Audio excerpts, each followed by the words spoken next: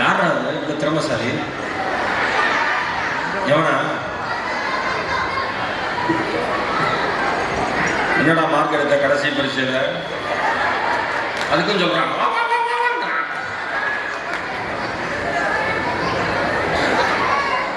கருவறையிலே கால் பதித்த நாள் தொட்டு, கருவறையிலே கால் பதித்த நாள் தொட்டு மேடையிலே பூரிப்போடு நிற்கின்ற இற்றை நாள் வரை நான் போகிற வழி எங்கும், நான் போகிற ஊரெங்கும் துணைக்கு தன்னுடைய இதயத்தையும் அனுப்பி வைக்கிற என்னுடைய தாய் தந்தைகளின் பாதங்களை பணிந்து என்னுடைய பணியை துவங்குவதிலே மிகப்பெரிய மகிழ்ச்சி. நாகை மாவட்டத்தினுடைய இந்த மிக மிக அருமையான புத்தக திருவிழாவிற்கு சிறப்பு விருந்தினராக என்னை அழைத்த நாகை மாவட்ட நிர்வாகத்திற்கும் பொது நூலக இயக்ககத்திற்கும் மாவட்ட கல்வி தன்முனைப்பு திட்டத்தை சார்ந்த அத்துணை அன்பு உள்ளங்களுக்கும் பப்பாசிக்கும் அன்பண்ணன் முருகன் அவர்களுக்கும் என்னை அன்போடு அழைக்கிற மரியாதைக்குரிய உதயகுமார் அவர்களுக்கும் மாவட்ட நிர்வாகத்தை சார்ந்த அத்துணை அன்பு உள்ளங்களுக்கும் தமிழ்நாட்டில் நாகப்பட்டினமா அப்படின்னு அது எங்க அப்படின்னு கேட்கிற ஆட்கள் யாராவது இருந்தாங்கன்னா, இந்த புத்தக திருவிழா மாதிரி தமிழ்நாட்டில் இதுவரை எந்த புத்தக திருவிழாவும் நடந்ததே இல்லை என்று சொல்லுகிற வண்ணம் தன்னுடைய மாவட்டத்தினுடைய புத்தக திருவிழாவை மிக மிக கம்பீரமாக நடத்தியிருக்கிற மரியாதைக்குரிய நாகை மாவட்டத்தினுடைய ஆட்சித் தலைவருக்கு ஒரு அரங்கம் நிறைந்த கைத்தட்டலை நாம பரிசா கொடுத்தாங்க. கத்துறதெல்லாம் அளவா கத்தணும். நான் கத்த வேண்டாம்னு சொல்ல மாட்டேன், கத்து என்ஜாய் பண்ணு. தெரியும் எவன் கத்துறேன்னு, நானே ஆல்ரெடி ஸ்டேஜ் ஆகிட்டு எனக்கு தெரியாது எவன் கத்துறேன்னு. ஆமா, அதுக்கப்புறம் கூட்டத்தில் நிக்க வச்சுட்டு ஒரு மணி நேரம் பேசுவேன். அரெஸ்ட் பண்ண மாதிரி இருக்கும், ஞாபகம் வச்சுக்க. ஏன்னா இதை விட வேற மாதிரிலாம் கத்தி, ஒன்னை விட குறும்பலாம் பண்ணி, ஒன்னை விட ஒஸ்டா பிஹேவ் பண்ணி, அதெல்லாம் எதுவுமே உபயோகம் இல்லை. வாழ்க்கை செருப்பால் அடிச்சு படிச்சா மட்டும்தான்டா வாழ்க்கையில முன்னேற முடியும் வாழ்க்கை சொல்லி கொடுத்து படிச்சதுனால இன்னைக்கு இந்த இடத்துல வந்து நிக்கிறேன். வேற எதுவுமே காரணம் இல்லை. அதனால இந்த கத்துற பசங்க, ஓடு விசிலடிக்கிற பசங்க, இவனுங்கெல்லாம் பார்த்தா எனக்கு ரொம்ப பாவமா இருக்கும். இதே மாதிரிதான் நாமளும் இருந்தோம். ஏதோ நம்ம ஆசிரியர்கள்லாம் கொஞ்சம் திருத்தினாங்க, உருட்டு மேலே வந்துட்டோம். பசங்களுக்கு நம்ம சொல்லணும்னு கடமை இருக்கு. நல்ல பசங்க எனர்ஜியா இருக்காங்க. நான் எப்பயுமே சொல்லுவேன், நம்ம ஊர்ல பையனும் பொண்ணு பார்த்தீங்கன்னா, இப்ப இவ்வளவு கத்துறான்ல, அவனை தனியா கூப்பிட்டு பேசி பாருங்க. அந்த பையனை கரெக்டா சொல்றாங்க, பேசவே மாட்டான்ல, பேசுவான். மகாத்மா காந்தி வீட்டு பேரன் மாதிரி பேசுவான். தனியா இருந்தானா அவன் இங்கதான் பண்ணாங்க. சரி, இதே 4 பேர் சேர்ந்துட்டான். ஒரு பெரியவர் வந்தாரு, என்னப்பா போங்க பார்த்துக்கலாம். இந்த அதான் அது வந்துடும் இயல்பா. எனக்கு ரொம்ப ஆச்சரியம். நாகை மாவட்டத்தினுடைய புத்தக திருவிழாவினுடைய அழைப்புதல் வந்தது. அந்த அழைப்புதலை பார்த்து உண்மையிலே அசந்து போனேன். ஏன் அப்படின்னா, நாகப்பட்டினம் மாவட்டம் சென்னையிலிருந்து நாங்கள் வரணும் அப்படின்னா பொதுவாக எல்லாரும் என்ன சொல்லுவாங்கன்னா, விமானத்தில் வந்தால் கூட திருச்சி வரைக்கும் தான் வர முடியும், அங்கிருந்து வரணும், ரொம்ப தூர பயணம் அப்படிலாம் சொல்லுவாங்க. ஆனா இந்த ஊருக்கு வந்தே ஆகணும்னு இவ்வளவு பெரிய முயற்சி எடுத்து இவ்வளவு பெரிய கூட்டத்தை கூட்டி கிட்டத்தட்ட 2500 பேர் இருக்கீங்க. உள்ளுக்குள்ள அவ்வளவு பேர் இருக்கீங்க. நான் இதயத்தினுடைய ஆழத்திலிருந்து சொற்களை வெளியில் எடுத்து இறைக்கிறேன். இது மாதிரி ஒரு கம்பீரமான புத்தக திருவிழா நடந்ததே இல்லை என்பதுதான் உண்மை. அவ்வளவு சந்தோஷம். நாகப்பட்டினத்தை நாகைன்னு சுத்தமா சொல்றோம், கரெக்டா மக்களே? கரெக்டா? நாகப்பட்டினத்தை என்ன சுத்தமா சொல்றோம்? நான் சொல்லவா, இந்த உலகத்திற்கே ஒரு மனிதன் எப்படி வாழ வேண்டும் என்று சொல்லி கொடுத்தது நாகப்பட்டினம் தான். ஏன்னு சொல்லிடுறேன். ஒரு மனுஷனுக்கு நாக்கு, வார்த்தை, சுத்தமா இருந்து அவனுடைய கைகள் கரைபடாமல் இருந்ததுன்னா அவன் உலகத்தின் எந்த உயரத்திற்கும் செல்வான் என்று நாகை என்றே இந்த மண்ணுக்கு பெயர் வந்திருக்கிறது. என்ன சொல்றது, அவ்வளவு ஆச்சரியம். கோயம்புத்தூர் தான் குசும்புன்னு நான் கேள்விப்பட்டிருக்கேன். ஆனா நாகப்பட்டினம் குசும்பு நான் இப்ப பாக்குறேன். நான் வரப்ப ஒரு பையன் சொல்றான், ஈரோடு மகேஷ் மாதிரியே இருக்காருன்னு. இன்னொரு பையன் சொல்றான், டிவியில உள்ளவா இருப்பாரு, நேர்ல வசனமா இருக்காருன்னு. ஒரு அக்கா சொல்லுது, டிவியில கருப்பா இருப்பீங்க தம்பி, நேர்ல வெளுப்பா இருக்கீங்க. நம்ம நாகப்பட்டினம் குசும்பு இருக்கு பாருங்க. போன ஆண்டு அண்ணன் யுகபாரதி அவர்களுடன் இந்த மேடையை நான் பகிர்ந்தேன். நம்ம மகேந்திரன், கரிஷ்மா எல்லாரும் தொகுப்பாளர்களா இருந்தாங்க. வருடம் நிகழ்ச்சி மிக சிறப்பா தொகுத்து வழங்கிட்டு அவர்களுக்கு என்னுடைய மனம் நிறைந்த பாராட்டுகள். நம்ம கைத்தட்டிடலாம் அந்த 2 பேரும். என் யுகபாரதியோடு வந்து பார்த்து பேசி அந்த கவிதைகள்லாம் மேடையில சொன்னது உலகம் முழுக்க இருக்கிற தமிழர்கள்ட்ட அவ்வளவு அதிகமாக பகிரப்பட்டது. ஏன் அந்த பேச்சு அவ்வளவு நல்ல பேச்சா அமைஞ்சது அப்படின்னா, ஒரு நல்ல கேட்பாளர்கள் இருக்கிற மேடையில் தான் ஒரு நல்ல பேச்சாளர் பேச முடியும். நீங்கள் நன்றாக கேட்பதால் மட்டும்தான் அந்த பேச்சு சிறந்த பேச்சாக அமைந்தது. போன வருஷம் என்னோட பேச்சை கேட்க யார் யாரெல்லாம் வந்தீங்க கை தூக்குங்க. போன வருஷம் வீடியோ வச்சிருக்கேன், ஜூம் பண்ணி பார்ப்பேன், வரல ஒரு அக்கா கையை கிளம்ப போச்சு. இந்த சேட்டை தானே பண்ணக்கூடாதுங்கிறது. தூக்கி விட்டுச்சு கைய. போன வருஷம் வீடியோ வச்சிருக்கேன். நாம யாரும் வம்பதுக்கும் போறதில்ல சாமி, மடிவேல் சார் சொல்ற மாதிரி. கிளப்பு ரொம்ப மகிழ்ச்சி. இந்த வருஷம் இவ்வளவு பேர் புதுமையா புதுசா வந்திருக்கீங்க. அண்ணா அமரண்ணே, ஹலோ போன் பாய், யார் வரா அண்ணா, யார் வரா சொல்லுங்க. யார் வராம ஒரே போன்ல பேசுறீங்க? பொழுது பொழுது பேசுற வீட்டுல வராங்களா? வீட்டுல வராங்களானே? ஏன்னா நிம்மதியா இப்படி ஒரு அன்பான கணவனை நான் வாழ்க்கையிலேயே பார்த்ததில்லை. அவர் பண்ணிருக்க மாட்டார், அக்கா பண்ணிருக்குன்னு நினைக்கிறேன். எங்க இருக்குங்க ஈரோடு மகேஷ் பேச்ச கேட்டுட்டு இப்பதான் அந்த அக்கா சிரிக்குது. அவமானப்பட்டா அந்த அக்கா சிரிக்கும் போடுவேன். அதான் வந்தோம். கோயம்புத்தூர் குசும்பு இல்லை, நாகை குசும்புன்னு. ரொம்ப ரொம்ப மகிழ்ச்சி. என்ன தலைப்பு அப்படின்னு உதயகுமார் சார் என்கிட்ட கேட்டப்ப நான் சொன்னேன், இன்னைக்கு நம்ம எல்லாரும் பேசுற விஷயம், யாருமே பின்பற்றாத ஒரு விஷயம், அன்பு. அன்பா இருக்கணும் எல்லாம் சொல்லுவோம், ஆனா அன்பா இருக்க மாட்டோம். உண்மையான அன்பா இருந்தாமோ நாமளே உண்மையான அன்பா எடுத்து இருக்க மாட்டோம். அதனால அன்பென்று கொட்டு முரசை மகாகவி பாரதி சொன்னதை தலைப்பா போட்டுங்க சார். Super sir. ஏன் நான் யோசிச்சு பாக்குறேன், இப்ப வந்து இன்னொரு முக்கியமான விஷயம் என்ன அப்படின்னா, திரைப்பட கலைஞர்கள் வராங்க, சின்ன திரையிலிருந்து வராங்க, இலக்கியவாதிகள் வராங்க, பேச்சாளர்கள் வராங்க, எழுத்தாளர்கள் வராங்க. இது எல்லாம் இந்த புத்தக திருவிழாவை சிறப்படைய செய்தது என்பதை தாண்டி இந்த 11 நாட்களும் 11 மாவட்டத்தை சார்ந்த 11 சிறந்த நாட்டுப்புற கலைஞர்களை மேடையேற்றி அழகு பார்க்கிற ஒரே புத்தக திருவிழா இந்த திருவிழா என்று சொல்வதில் எனக்கு பெருமை. நல்லா கைத்தட்டு. நம்ம எல்லாம் நினைக்கிறோம், ஒரு டிவியில வராரு ஈரோடு மகேஷ், அதனால நம்ம போயிடலாம், பேச்ச கேட்டுடலாம், அப்படிதானே இருக்கு. வெளிச்சம் என் மீது விழுவதால் மட்டும் நான் பெரியவன் அல்ல. அது நல்லா புரிஞ்சுங்க. அந்த எண்ணம் எனக்கு இருக்கு. வெளிச்சம் என் மேல விழுவதால மட்டும் நான் பெரிய ஆள் கிடையாது. எனக்கு முன்னாடி பண்ணாங்களே நாட்டுப்புற கலைஞர்கள், அவர்களை விட 100 மடங்கு தாழ்ந்தவன் நான் என்கிற எண்ணம் எனக்குள் எப்பொழுதும் இருக்கிறது. ஏன் அப்படின்னா, அவர்கள் வாழ்கிற கலையை படித்து பேசுகிறவன் நான். அவர்கள் அந்த கலையோடு வாழ்கிறார்கள். என்னை விட அவர்களே அதிகம் கொண்டாடுவதற்கு தகுதியானவர்கள். ஒரு பலத்த கைத்தட்டல் அந்த கலைஞர்களுக்காக. பாரதிய அன்பென்று போட்டோ எடுக்கிறப்ப நல்லா எடுத்துருப்பாங்க.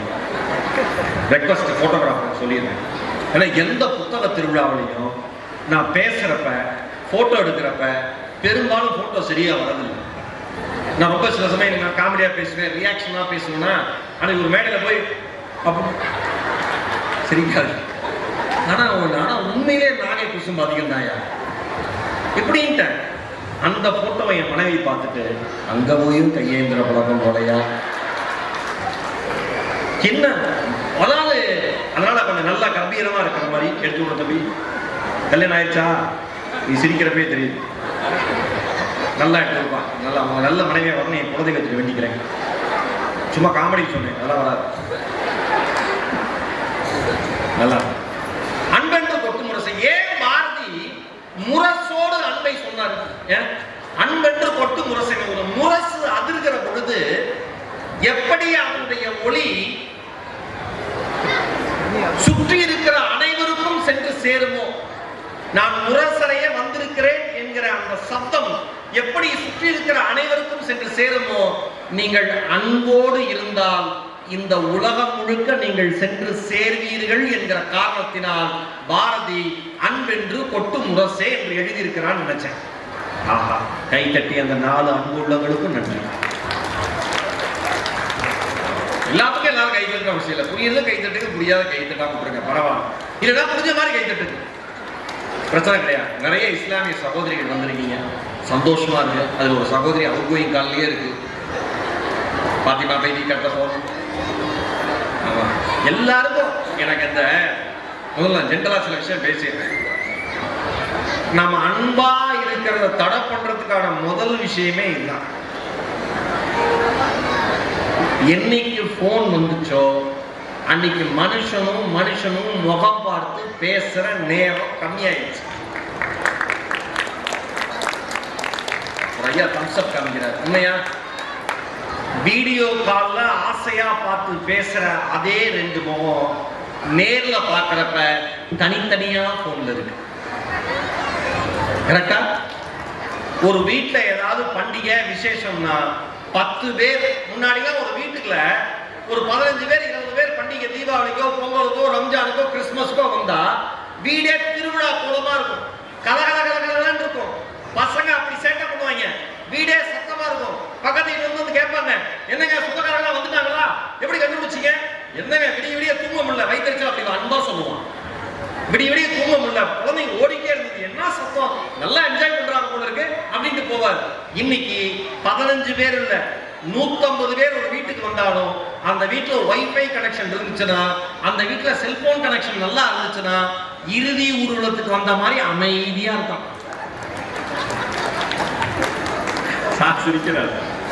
எல்லாம் குனிஞ்சத்தல நிமிராம பண்பாட்டோட இருக்கு. ஒரு சத்தம் கிடையாது. நான் ஒன்று சொல்லவா, இந்த உலகத்தில் எது அன்பு என்று நீங்கள் நினைக்கிறீர்கள்? அன்பை பொறுத்த வரைக்கும் அன்பு என்பது பெறப்படுவது அல்ல, கொடுக்கப்படுவது என்பதை நீங்கள் புரிந்து கொண்டால் அன்பை கொடுக்க கொடுக்க 1000 மடங்கு பெறுவதற்கு நீங்கள் கொடுத்துருங்க. என்னுடைய வகுப்பு தோழி ஆனந்தி வந்திருக்கீங்களா? வரணிச்ச அந்த பிள்ளை வந்துச்சா வரலையா? எங்க இருக்கீங்களாமா? என்ன இருக்கோமா? ஆனந்தி வந்திருக்கீங்கன்னா ஒரு பிள்ளை சொல்லுது இருக்கும், அது பேரும் ஆனந்தி போல இருக்கு. சரிடி பாப்பா வருவோம், வரேன். இங்கதான் வேலை பார்க்குறாங்க பக்கத்துல, சந்தோஷம்.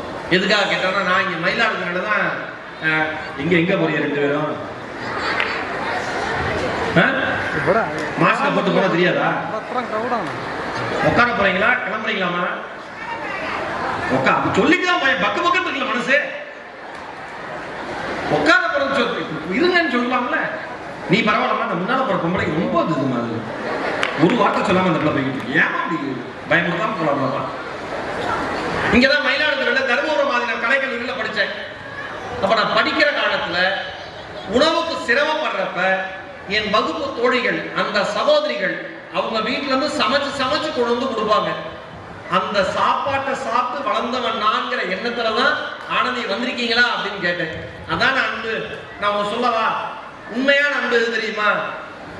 ஒருத்தர் அறிமுகமே இல்லாம அவர் மீது நீங்கள் காமிக்கும் அன்பு மாதிரி இந்த உலகத்தில் தலை சிறந்த அன்பு வேற எதுவுமே கிடையாது. ஒருவரால் ஒண்ணுமே திருப்பி கிடைக்காதுன்னு தெரிஞ்சதுக்கு அப்புறமும் அவர் மீது நீங்கள் காமிக்கிற அன்பு மாதிரி தலை சிறந்த அன்பு வேற எதுவுமே கிடையாது. ஒருவன் உங்களுக்கு துரோகமே செய்து விட்டாலும் அந்த துரோகத்தை மன்னித்து மீண்டும் அவன் மீது அன்பு செலுத்த நீங்கள் தயாராக இருந்தால் உங்களை விட சிறந்த மனிதன் இந்த மண்ணிலே பிறக்கவில்லை என்றார். அவ்வளவுதான் வாழ்க்கை. நிறைய பேர் பார்க்கிறேன், அண்ணன் தம்பி சொத்துக்காக சண்டை போட்டுக்கிறான். பெத்த பையன் அப்பாவை சொத்தை எழுதி தரலன்னு எட்டி உதைக்கிறான். பொம்பளை உனக்கு எதுக்கு சொத்துன்னு அக்கா தங்கச்சி சொத்து தராம ஏமாத்தி பசங்க எடுத்துக்கிறாங்க. பார்க்கிங் ஒரு படம் தமிழ்ல வந்துச்சா தெரியுமா? இப்ப அண்மையில எத்தனை தேசிய விருதுகள் வாங்குச்சு? இப்ப ஆன் கத்துறான், திருமணம் அமைதியாயிட்டான். அந்த தொண்டை எந்த தொண்டைன்னு எனக்கு தெரியும். அதான் எவ்வளோ பலகாரம் பண்ணி சாப்பிட்டுருவானே. 3 தேசிய விருதுகள் அந்த படம் வாங்குச்சு. என்ன அந்த படத்தோட மையப்புள்ளி என்ன? ஒரு கார் நிறுத்துறதுல ஏற்படுற பிரச்சனை, பார்க்கிங் இடம் உன்னோட தான் என்னோட தான் பிரச்சனை. நீங்க யோசிச்சு பாருங்க. எனக்கு என்ன காமெடி அப்படின்னா, இந்த படத்துக்கு 3 தேசிய விருதுகள் நிறைய பேருக்கு நிறைய கேள்வி வந்திருக்கலாம்.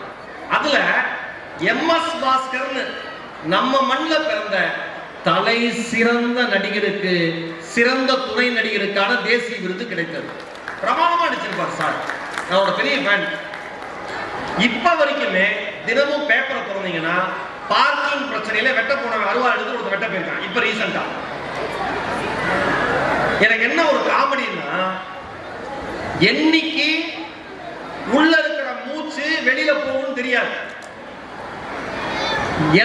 எந்த மனுஷன் என்னைக்கு வாழ்க்கையிலிருந்து விடைபெறுவான்னு தெரியாது. இப்படி நிலையற்ற வாழ்க்கை இந்த வாழ்க்கை. இவன் செத்ததுக்கு அப்புறம் அவனை எங்க பார்க் பண்ண போறாங்கன்னே அவனுக்கு தெரியாது.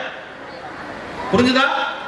இவன் செத்ததுக்கு அப்புறம் அவனை எங்க பார்க் பண்ண போறாங்கன்னே தெரியாது. ஆனா பார்க்கிங் பிரச்சனை பெரிய பிரச்சனை நம்ம ஊர்ல. நான் யோசிக்கிறேன், அன்பு 2 உலக நாடுகளுக்குள்ள இருக்கணும், 2 மாநிலங்களுக்குள்ள இருக்கணும், இல்ல 2 ஊர்களுக்கு நடுவில் இருக்கணும், இல்ல தண்ணி பிரச்சனையா 2 பகுதிகளுக்குள்ள இருக்கணும். இதெல்லாம் தாண்டி முதல்ல அன்புங்கிறது நபிகள் நாயகம் ஸல்லல்லாஹு அலைஹி வஸல்லம் அவர்கள் சொன்ன மாதிரி அண்டை வீட்டாரிடம் முதலில் உங்களுக்கு அன்பு இருக்க வேண்டும். பல பக்கத்து வீட்டுக்காரங்க பாகிஸ்தான்ல பிறந்த மாதிரியே பார்க்கணும். வெளியில வரப்ப சிரிக்க மாட்டான், உருன்னே போவான், உருன்னே வருவான். ஏன்? அவங்களுக்கு எங்களுக்கு ஆகாது. என்ன ஆகாது? எங்க வீட்டு வாசம் அவன் குப்பையை கொட்டிப்பான். நீங்க என்ன பண்ணீங்க? விடுவேனா? குப்பை தொட்டியாம வீட்டு வாசம் வச்சு. அதுக்கு அவர் என்ன பண்ணாரு? அவர் ஜேசிபி கொடுத்து கொட்டிட்டாரு. எதை? குப்பைய. நீங்க என்ன பண்ணீங்க? நான் ஜேசிபி வச்சு இடிச்சே விட்டேன் அவங்கிட்ட. இப்படிதான் இருக்கு. நீ ஒண்ணு பண்ணலையா, பதிலுக்கு நான் ஒண்ணு பண்றேன். நீ ஒண்ணு பண்றியா, பதிலுக்கு நான் ஒண்ணு பண்றேன். இதுவா அன்பு? நான் தான் சொன்னேன், அன்பு என்பது பெறப்படுவது நீங்க நினைச்சீங்கன்னா நீங்கள் தோற்று போய் விடுவீர்கள். அன்பு என்பது கொடுப்பது என்ற தளத்திற்கு நீங்க நகர்ந்துட்டீங்கன்னா உங்களை விட சிறந்த மனிதன் இந்த உலகத்தில் வேறு யாரும் இல்லை என்று இந்த உலகம் உங்களை கொண்டாடும். ஒரு 3 நாட்கள் முன்னாடி இதே வேளாங்கண்ணி பக்கத்துல, நான் பண்ண வேளாங்கண்ணி பக்கத்துல செல்தூர்னு ஒரு ஊர் இருக்கு. அங்க ஒரு பட்டிமன்றம் பேசினேன். அதை பார்க்க சார் கரெக்டா 6ஆம் தேதி இரவு பட்டிமன்றம் பேசினேன். என் கூட பேசிட்டு இருந்த ஒரு அக்கா, ஜெயசித்ரா, தமிழ் ஆசிரியை. அந்த அக்கா பட்டுக்கோட்டையில பேசி முடிச்சுட்டு காலையில கிளம்பி வீட்டுக்கு போறாங்க. அன்று மாலை ஹார்ட் அட்டாக்ல அவங்க இறந்து போயிட்டாங்க. பொதுவா சமீப காலமா வாழ்க்கை மீது எனக்கு நிறைய கேள்விகள் வந்து கொண்டே இருக்கு. இந்த அனுபவமா, படிப்பா, என்னன்னு எனக்கே புரியல. நிறைய கேள்விகள் வாழ்க்கை மேல வருது. அந்த அக்காவோட இறப்பு அன்னைக்கு காலை விடிய கால 2:30 மணி வரைக்கும் கலகலன்னு சிரிச்சு பேசிய ஒரு மனுஷி அன்று மாலை 7:30 8 மணிக்கு உயிரோடு இல்லை என்கிற செய்தி என் இதயத்தை கணக்க செய்தது. என் அருமை நாகை மக்களே, உங்களுக்கு ஒன்றே ஒன்று சொல்லுகிறேன், யார் வாழ்க்கை எப்பொழுது விடை பெறும் என்று யாருக்கும் தெரியாது. விடை பெறுகிற காலத்திற்கு முன் தயவு செய்து முடிந்தவரை சக மனிதன் மனதில் இடம் பிடிக்க அன்போடு இருக்க முயற்சி செய்யுங்கள் என்பது என்னுடைய தாழ்மையான வேண்டுகோள். பாருங்க, யார் எப்ப என்ன பேசுவான்னு தெரியாது. அதுக்கெல்லாம் கவலைப்படாதீங்க.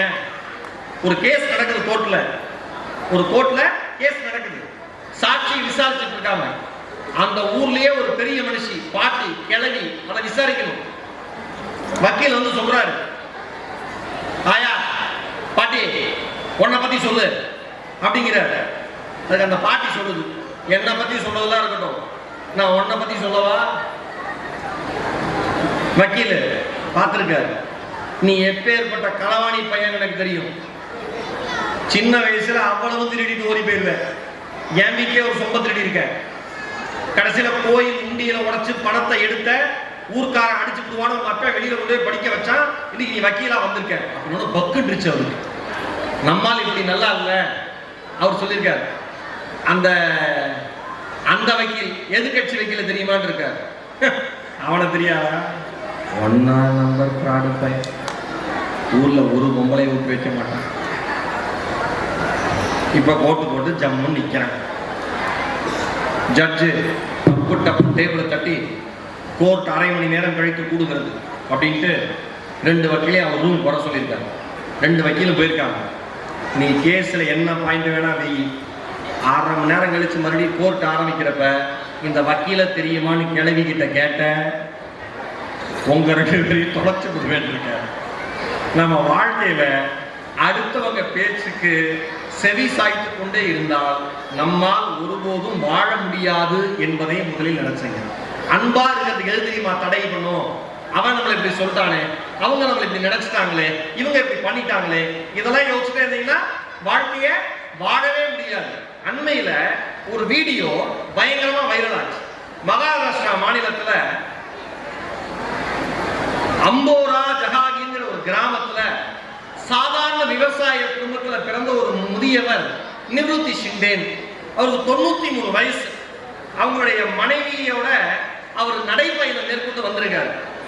அவங்க மனைவி பேர் சாந்தாபாய். அவருக்கு ஒரு ஆசை, தன்னுடைய மனைவிக்கு தங்க சங்கிலியில தாலி வாங்கி தரணும்னு. இந்த உலகத்துல என்ன நடக்குதுன்னே தெரியாம வாழ்கிற ஒரு பெரிய மனிதர்கள் கூட்டம் இங்க இருக்கு. நம்புங்க, தினம் தினம் தங்க விலை ஏறுது. நான் இங்க இருக்கிற அத்தனை பேட்டி கேட்கிறேன், தினமும் தங்க விலை ஏறிக்கிட்டே இருக்கு. அது எனக்கு கவலையா இருக்கு. கை தூக்குங்க, நல்லா கை தூக்குங்க, தப்பே கிடையாது. இவ்வளவு பேர் கை தூக்குறீங்கல்ல, கைகளை போட்டுருங்க. தினமும் தங்க விலை ஏறுது, அது கவலையா இருக்கு. இவ்வளவு பேர் இவ்வளவு அக்கா அண்ணன் கை தூக்கிருக்கீங்கல்ல. இன்னொரு கேள்வி கேட்கிறேன், டெய்லி தங்க வாங்குறோமா? இதுதான் மனுஷன் சந்தோஷமா இல்லாம போறது காரணம். அந்த சிஸ்டர் கை தட்டி சிரிக்கிறாங்க. ஆமாப்பா, எங்க வீட்டு பக்கம் ஒரு அக்கா அழு, டெய்லி இப்படி ஏறினா நான் என்ன பண்றேன்? ஏங்க வாங்க போறேன், டெய்லி நியூஸ் தான் கேட்பேன். நியூஸ் கேட்டே இவ்வளவு கவலையா? ஏன் இவ்வளவு கவலை தெரியல. சந்தோஷமா இருக்கும். சில பேர் கவலைப்பட எதுவுமே இல்லைன்னு கவலைப்படுவோம், பாத்தீங்களா? சில பேருக்கு சோகமா இருந்தாலும் ஏன் சோகமா இருக்கீங்கன்னு கேட்டாரு. நான் உங்க சொல்றீங்க அத்தனை பேருக்கு எவனாவது சோகமா இருந்தானா ஏன்டா சோகமா இருக்கேன்னு கேட்காதீங்க. அவன்கிட்ட போய் விவரம் இல்லாம தெரியாத உங்களை சோகமாக்கிடுவான். எனக்கு நடந்தது உனக்கு நடந்ததுன்னா நீ செத்தே போயிருப்பேன்பா. அவரு 93 வயது முதியவர் தன் மனைவிக்கு தாலிக்கு தங்கச்சங்கிலி வாங்கணும்னு போயிருக்காரு. கரெக்டா இருக்காரு, அப்படியே வச்சிருக்காரு. வாலி மேற்க கடைக்குள்ள போயிருக்காரு. கடைக்கு வெளியில அவர் நிக்கிறப்ப அந்த கடைக்குள்ள இருக்கிற ஊழியர்கள் என்ன நினைச்சிருக்காங்க, சத்ரபதி சம்பாஜி நகர்ல அந்த அந்த இது கடை இருக்கு, ஏதோ யாசகம் கேட்டு பிச்சை கேட்டு அந்த 2 தம்பதிகள் வந்திருக்காங்கன்னு நினைச்சிட்டாங்க. நம்ம ஊர்லதான் நடக்கும். ஏங்க நான் சொல்றேன், தமிழ் மாதிரி ஒரு அற்புதமான மொழி உலகத்திலேயே கிடையாது. தமிழ் தான் சொன்னா உருவு கண்டு எல்லாமை வேண்டும். ஒருத்தரோட உருவத்தை பார்த்து அவங்க இப்படிதான் இடப்பற்றாங்க. வந்து நம்ம பிச்சைக்காரங்க கிடையாது. அவர் வாங்கணும்னு வந்திருக்காரு. அப்புறம் ரெவரண்ட் எடுத்து உள்ள விட்டுருக்காங்க. இவர் ரொம்ப நேரமா பேசிக்கிட்டு இருந்திருக்காரு. அந்த கடையோட ஓனர் சிசிடிவி கேமரால பார்த்து வெளியில வந்து என்னன்னு கேட்டிருக்காரு. அப்பா, என் பொண்டாட்டி வந்து தாலிக்கு தங்க சங்கிலி வாங்கணும்னு நினைக்கிறேன். என்கிட்ட ஒரு 1120 ரூபா தான் இருக்கு. எவ்வளோ? இன்னைக்கு எவ்வளவு கிராம் ரேட்டு கவலைப்பட்ட பொம்பளைங்களுக்கு தான் தெரியும். 9400 300 எல்லாம் வந்துருச்சு. 1120 ரூபா தான் இருக்கு. எனக்கு ஒரு செயின் கிடைக்குமான்னு கேட்டிருக்காரு. நாம தான் என்ன பண்ணிருப்போம், யோ பெருசு விவரம் இல்லாம இருக்க, ஒரு கிராமே 9000 ரூபாய், 1000 ரூபாய்க்கு தங்கத்தை இழுத்துட்டு ஒட்டிக்கலாம், அவ்வளவுதான் போ அப்படின்னு சொல்லியிருக்கோம். அவர் ஆச்சரியப்பட்டு போனாங்க. அந்த நகைக்கடை ஓனர், எதனால உங்க மனைவிக்கு தங்கம் வாங்கி தரணும்னு நினைச்சீங்கன்னு கேட்டிருக்காரு. அதுக்கு அந்த மனுஷன் சொல்லியிருக்காரு, இது நாள் வரை என் மனைவிக்கு நான் எதுவுமே செய்ததில்லை. இவ்வளவு நாட்கள் நான் சேர்த்து வைத்த பணத்தை வைத்து ஏதாவது வாங்கி தரலாம் நினைச்சேன். அவருக்கு தங்கச்சங்கிலி பிடிக்கும் தெரியும், அதனால கடைக்குள்ள வந்தேன் இருக்காரு. அவருடைய அன்பை பார்த்து வியந்து போய், இந்த வார்த்தையை அடிக்கோடிட்டுக்குங்க, அவர்களுடைய அன்பை பார்த்து வியந்து போய். நாம சொல்லவா, எதுவுமே வாழ்க்கையில இல்லைன்னா கூட புருஷன் முன்னாடி சந்தோஷமா இருக்கணும். ஆக்சுவலா எதுவுமே இல்லைன்னா தான் சந்தோஷமா இருப்பாங்க பொழுது. ஏதாவது வந்தாதான் பத்தலை பத்தலை பத்தலை பத்தலை அலையெல்லாம் கடந்து முடிச்சு ஃபுல் ஸ்டாப்பே வைக்க மாட்டேங்க. ஒரு பவுன் செயின் வந்துச்சா சந்தோஷமா போட்டு அந்த அம்மா போவாதான், அந்த போக மாட்டாங்க. 2 பவுன் கிடைச்ச நமக்கு வாட்சது இவ்வளவுதான். எங்க அப்பா வீட்டுல இருந்துட்டா என்ன பண்ணிருப்பேன், 1/2 பவுன் பண்ணிருப்பேன். என்ன இவரு எனக்கெல்லாம் அப்படிப்பட்ட பொண்ணுங்களை கேட்டாங்க, போக வேண்டியதானே, ஒரு பய கேட்கல இந்த பையல. இப்படி மாறி மாறி குறை சொல்லதானே தயாரா இருக்கும். அவர் சொன்ன வார்த்தை அந்த அன்பின் மூலமாக கண்ணீரோடு சேர்ந்து வந்த அந்த துளிகளும் வார்த்தைகளும் அந்த ஓனரை ஒரு நிமிஷம் அதை அசைய வச்சு, அவர் என்ன தங்க சங்கிலி பார்த்தாரோ அந்த தங்க சங்கிலியை இலவசமா கொடுத்து அந்த அந்த ஐயா, அந்த முதியவர் காசு கொடுத்துருக்காரு, வச்சுக்கோங்க என்கிட்ட இவ்வளவுதான் இருக்கு, நீங்க வச்சுக்கோங்க, எனக்கு இதெல்லாம் தெரியாதுன்னு இருக்காரு. அதுக்கு அவர் சொன்னாரா, எனக்கு வேறு எதுவும் வேண்டாம், இந்த 2 பேருடைய உங்கள் இருவருடைய ஆசீர்வாதம் எங்கள் குடும்பத்திற்கு போதும், நாங்கள் பல தலைமுறை நன்றாக வாழ்வோம்னு. அப்பயே அதாங்க நேர்மை இருக்கு, எளியவர்களுக்கான நேர்மை இருக்கும். அப்பயே ஒரு உடலை நீங்க வாங்கியே தீரணும்னு சொன்ன அந்த 1120 ரூபாய் இருந்து ஒரே ஒரு 20 ரூபா மட்டும் உங்களோட பிளஸிங்ஸா கொடுங்க, ஆசீர்வாதமா கொடுங்கன்ட்டு அந்த தங்க சங்கிலியை ஒரு பரிசா கொடுத்தாரு. அந்த வீடியோ இணையத்தில் அவ்வளவு வைரலானது. நான் சொல்றேன், யாரென்றே தெரியாத ஒருவரிடம் நீங்கள் காண்பிக்கிற பரிசுத்தமான அன்பை இந்த உலகமே கொண்டாடும் பேச்சுடைய ஆரம்பத்தில் சொன்னனே, உண்மையா இல்லையா? உண்மை நடக்கும். அன்பா இருக்கிறப்ப மட்டும்தான் இந்த மேஜிக் நடக்கும். மிகப்பெரிய இன்னைக்கு ரக்ஷா பந்தன், கரெக்டா? தெரியுமா தெரியாதா? எனக்கு தெரியாது, நீ காலேஜ் தான் தெரிஞ்சது. காலேஜ் படிக்கிறப்ப ரக்ஷா பந்தன் எப்பன்னு தெரியும், அன்னைக்கு லீவ் போட்டுருவோம். ஐயோ ரக்ஷா பந்தன் தான் இன்னைக்கு மாப்போம். நான் நீ காலேஜ் கிளம்பி போறேன், என் ஃப்ரெண்டு சொல்றான், எங்க போற? காலேஜ். இன்னைக்கு ரக்ஷா பந்தன்டா மச்சான், நான் போல. அப்படி இருப்போம். எந்த பிள்ளையும் நமக்கு ராக்கியே கட்டிடக்கூடாது. நமக்கு நினைப்பு ஆனவன் ஒரு ஒண்ணு பார்க்காது, நம்ம நினைப்பு அப்படி. இன்னைக்கு ராக்கி ரக்ஷா பந்தன் அப்படின்னோட இன்னைக்கு வந்து தஞ்சாவூர்ல தங்கி வந்தேன். சார்ட்ட சொன்னேன், தஞ்சாவூர்ல பாம்பே ஸ்வீட்ஸ் ஒரு கடை எத்தனை பேருக்கு தெரியும்? ரொம்ப ஃபேமஸான கடை இல்லை ஸ்வீட்ஸ் எல்லாம். அவங்க வீட்டுக்கு சகோதரி ஜெயலட்சுமியும் கணவர் பிரதீப் கூப்பிட்டு இருந்தாங்க. அண்ணா வாங்கினா ரக்ஷா பந்தன், நீங்க தஞ்சாவூர்ல இருக்கீங்க வாங்கன்னு ராக்கி கட்டி விட்டு, அவங்க முறைப்படி நீளமான ஒரு குங்குமம் போட்டு விட்டு வெளியில வர ஒரு பையன் ஹிந்தியில பேசுறான்.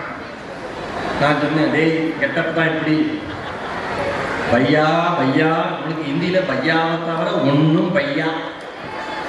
ஹிந்தியில பையா, ராம்பாணி, தண்டா பாணி, இதுதான் ஹோட்டல போய் சாப்பிட்றதுனால. அப்ப பேசிட்டு இருக்கிறப்ப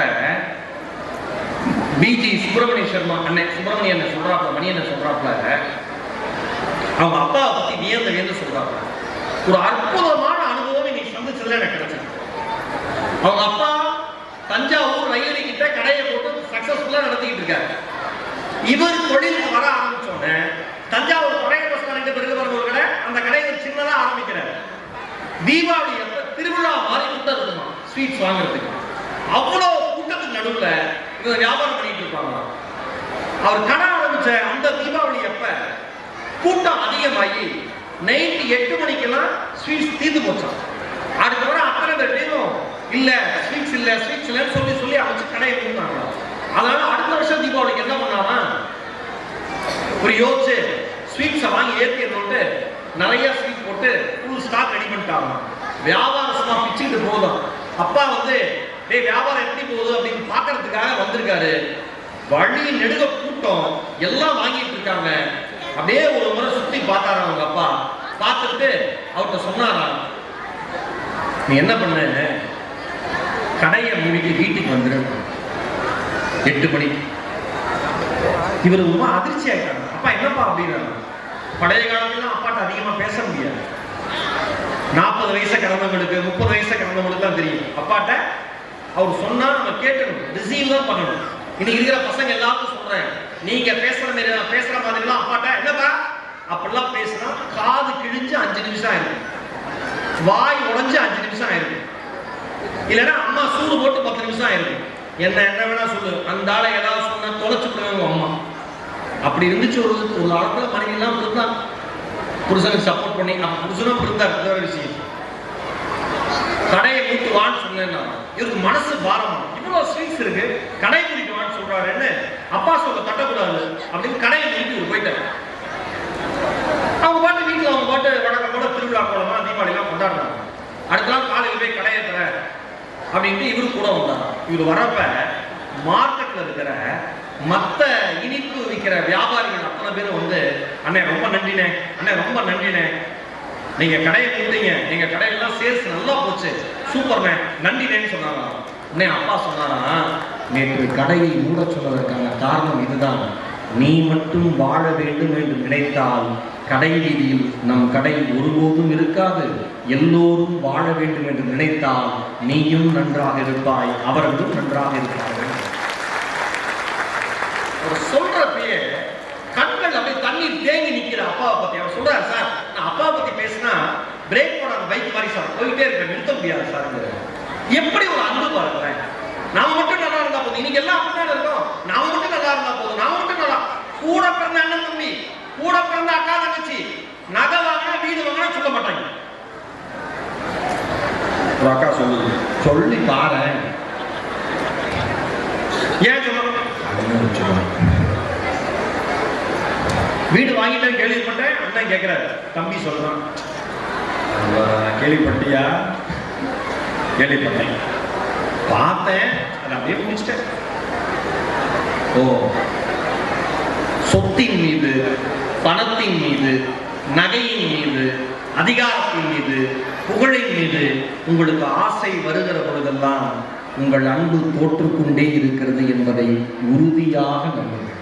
ஆசைப்படக்கூடாதுன்னு சொல்லல, அன்பை குழி தோண்டி புதைத்து விட்டு வருகிற பணம் ஒருபோதும் உங்களிடம் தங்காது என்பதை முதலில் நம்புங்கள். புரியுதா? வாழ்க்கை அதுதான். எதை விதைக்கிறீர்களோ அதுதான் கிடைக்கும். நான் எல்லா மேடையிலையும் சொல்லுவேன், நீங்க நினைச்சது முளைக்காது, நீங்க நினைச்சது முளைக்காது, நீங்கள் விதைத்தது மட்டும்தான் முளைக்கும் என்பதில் உறுதியாக இருங்க. நல்லதை விதைங்க, நல்லதை எடுத்துக்கோங்க. வாழ்க்கை அவ்வளவுதானே சார். ஒண்ணு இல்ல சார், கொல்லிமலை பக்கத்துல ஒரு அரசு உயர்நிலைப்பள்ளி, நத்துக்குழிப்பட்டின்னு ஒரு கிராமம். அங்க இருக்கிற அரசு உயர்நிலைப்பள்ளியில படிக்கிற குழந்தைங்க ஒரு 4-5 குழந்தைங்க, கேர்ள்ஸ், பெண்கள், பெண் குழந்தைங்க ஒன்னா சேர்ந்து அண்ணாச்சி பழத்தை அறுவடை செய்யற கருவியை கண்டுபிடிச்சாங்க. அதற்கு தமிழ்நாடு அரசின் சார்பாக 1 லட்சம் ரூபாய் முதல் பரிசு கிடைச்சது. ஓகேவா? அந்த பிள்ளை சத்தியான ஒரு பிள்ளை, அதான் டீம் லீடர். அந்த பிள்ளை பேட்டி கொடுக்குது, அசந்து போனேன் பார்த்துட்டு. மினிஸ்டர் கேட்கிறாரு, ஏப்பா அந்த எப்படிப்பா கண்டுபிடிச்ச? அது சொல்லுது, சார் நாங்க கொல்லிமலை ஹில்ஸ் ஏரியால இருக்கோம், அண்ணாச்சி பழம் அறிமுக பண்றப்ப விஷப்பூச்சி கடிச்சிடும், பாம்பு கடிச்சிடும், எல்லாருக்கும் சிரமமா இருக்கும், அதனால இந்த கருவியை கண்டுபிடிச்சோம். எதெல்லாம் வச்சு கண்டுபிடிச்சீங்க? சும்மா 4-5 சாமா அது இது வச்சு ஒரு 400-500 ரூபாய்க்கு ஒரு மிஷினை கண்டுபிடிச்சிருச்சுங்க. எத்தனாவது படிக்கிற குழந்தைங்க? அரசு பள்ளியில் 8ஆம் வகுப்பு படிக்கிற குழந்தைகள். அண்ணாச்சி பழம் அறுவடை கருவி. அதுல ஒரு பிள்ளை அந்த சத்தியாங்கிற சொல்லுது, எங்க அம்மாவே பாம்பு கடிச்சிருச்சு, நான் பயந்து போனேன், எனக்கு அம்மா இல்லைன்னா வாழ்க்கை எப்படி இருக்குன்னு யோசிச்சேன். இதே மாதிரி மற்ற குழந்தைங்களோட அம்மாவை பாம்பு கடிச்சு ஒரு வேளை இறந்து போயிட்டாங்கன்னா, அவங்க வீட்டுல அம்மா இல்லாம போயிட்டாங்கன்னா என்ன பண்றது? அப்பதான் நாங்க யோசிச்சு எங்க ஆசிரியர் உதவியோட இந்த மாதிரி ஒரு கருவியை கண்டுபிடிச்சோம். எங்க ஆளுங்க பகலையும் வேலை பார்ப்பாங்க, வெயிலையும் வேலை பார்ப்பாங்க, நைட்லயும் வேலை பார்த்துட்டு ரிட்டர்ன் வருவாங்க. நைட்ல வேலை பார்த்து ரிட்டர்ன் வரப்ப அவங்கள செல்போன் கிடையாது, வெளிச்சம் இருக்காது, தடுமாறி கீழே விட வாய்ப்பு இருக்கு, மறுபடியும் பூச்சி கடிக்கிற வாய்ப்பு இருக்கு. அதனால இந்த கருவிலேயே டார்ச் லைட் இணைச்சிருக்கோம். பகல வேலை பார்த்தாங்கன்னா இந்த கருவிலேயே ஃபேன் இணைச்சிருக்கோம். அதை வச்சு அவங்க ரெண்டுத்தையுமே பேலன்ஸ் பண்ணிக்கலாம்.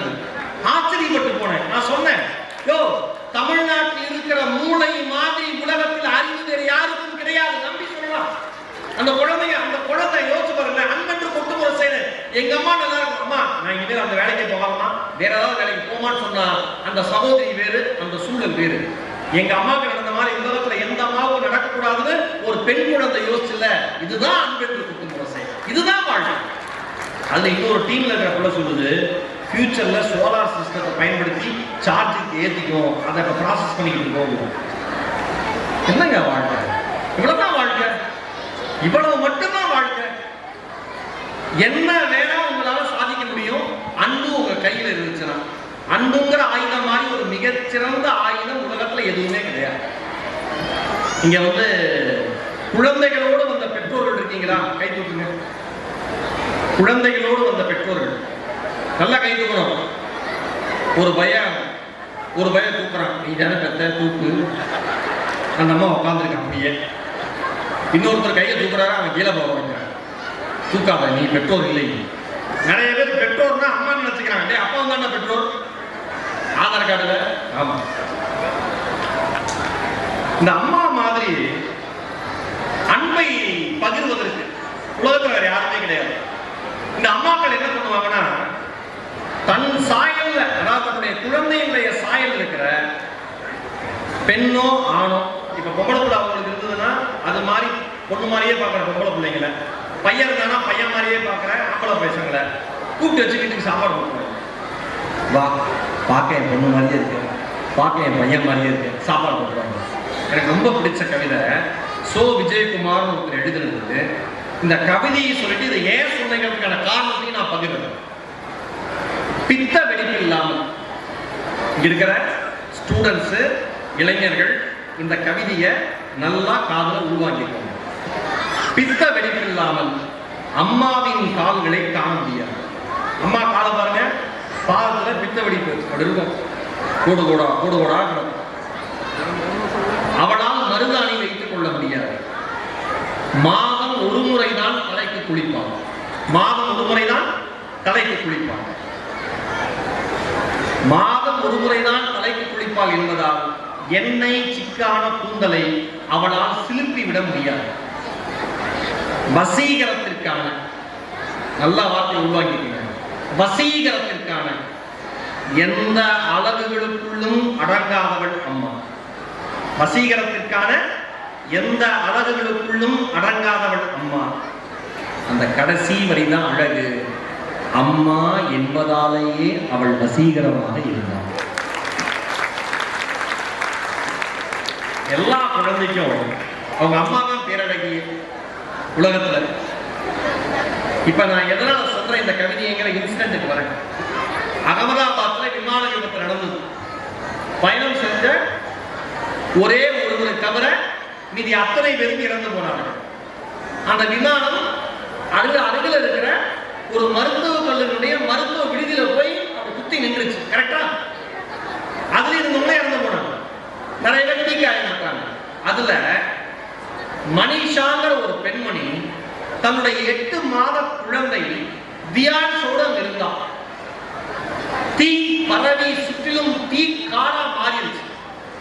அவருடைய கணவர் அங்க முதுகலை மருத்துவ படிப்பு படிக்கிற ஒரு மனிதர் கூட இல்லை. இந்த அம்மா, நான் சொல்லவா, அந்த அம்மாவுக்கு பக்கத்து கடைக்கு போறதுன்னா என்னன்னு கூட தெரியாது. சில அம்மாக்களுக்கு பேங்க்ல எப்படி அக்கௌண்ட் ஓபன் பண்றதுன்னு தெரியாது. சில அம்மாக்களுக்கு ஏடிஎம்ல பணம் எடுக்க தெரியாது. சில அம்மாக்களுக்கு ஹோட்டல் போய் சாப்பிட தெரியாது. சில அம்மாக்களுக்கு இந்த உலகத்துல என்ன நடக்குதுன்னு கூட தெரியாது. ஆனால் கடுமையான சூழல் உங்க வீட்டுக்கு வந்துருச்சுன்னா அந்த குடும்பத்தை அந்த அம்மாவை தவிர வேறு யாரும் காப்பாற்றவே முடியாது. அவள்தான்